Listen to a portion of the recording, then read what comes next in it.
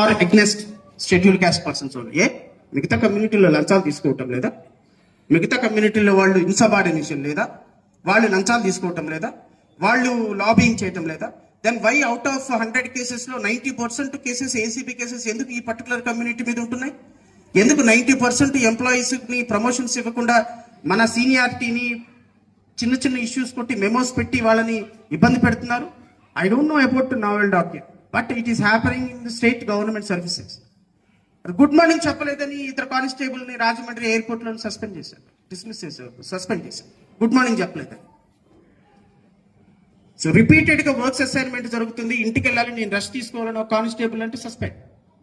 ఒక టీఎస్సీలో teacher face ఇది పెట్టుకోవడానికి నేను మొబైల్ వాడండి నాకు రేడియేషన్ అంటే suspend, because you belong to particular community.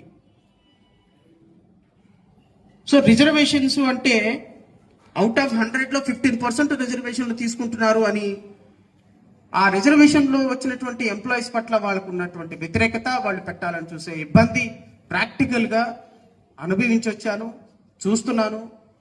And unfortunately even జుడిషియరీలో కూడా జడ్జెస్కి many of the judges are carrying the same impression that all SC/ST employees are not working in accordance with the procedure.